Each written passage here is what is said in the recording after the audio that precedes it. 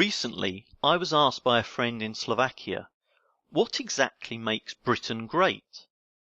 It was at the time of the referendum for Scottish independence, and knowing that I am half English and half Scottish, and no doubt playing on the words of Great Britain, the question was asked partly tongue-in-cheek, but nonetheless it got me thinking. What is so great about being British? Well, I dare say our history plays a big part, as does our sense of humour, and of course our great contribution to the world of music and sport. There is no doubt that we as a nation have achieved an incredible amount for such a small island. But, having thought about it long and hard, the one overriding thing for me that really does make it great to be British is the fact that English is my mother tongue. I am blessed, in the same way as my American, Canadian, Australian, New Zealand and Irish cousins all are, and all the people from Jamaica, Nigeria, South Africa and Singapore, and all the other 430 million people on our planet who are lucky enough to have English as their first language. Now, the fact that you have spent the money to purchase this course means that you are already well aware why it is important in today's world to be fluent in English, and why you are determined that your children will grow up to be fluent English speakers.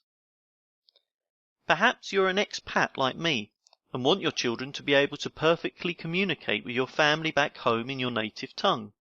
Or perhaps you're not an English-speaking native, but you have worked hard to learn English fluently, or at least to a good working knowledge, and recognise how important it is that your children become fluent in English.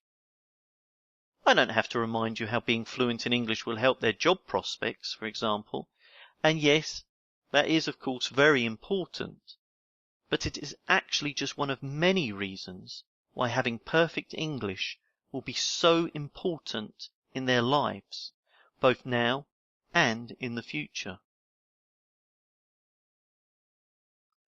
My daughters are already seeing the benefit of being fluent in English.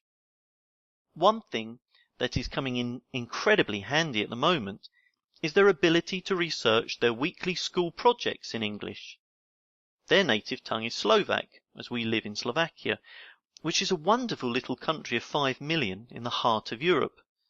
And if anyone is interested, I've put a link to my book about living in Slovakia within the supplementary materials. Now, one of the advantages of knowing Slovak is that you pretty much automatically can read and understand Czech as well. The Czech Republic has 10 million inhabitants, so the two countries of Czech and Slovakia together have a total population of about 15 million people. So why is the population of these Central European countries relevant? Well, it is basically to emphasize how in world terms there is relatively few Czech and Slovak speakers on the planet. Therefore, there are even fewer capable of producing texts, papers, reports and other information about history, geography, natural sciences, etc., from which my daughters can research online to help them when working on their school projects. Let's double the number of Czech and Slovak speakers to account for the other Czechs and Slovaks around the world, and we have a basis of about 30 million. Let's compare that to the number of native English speakers around the world. As we mentioned in Lecture 1, there is an estimated 430 million native speakers of English, which is second only to Mandarin Chinese in terms of native speakers. However, that doesn't even begin to tell the story of how many people around the world have fluent enough English to be able to write about topics to some level and produce materials which can then be accessed online or in a physical format.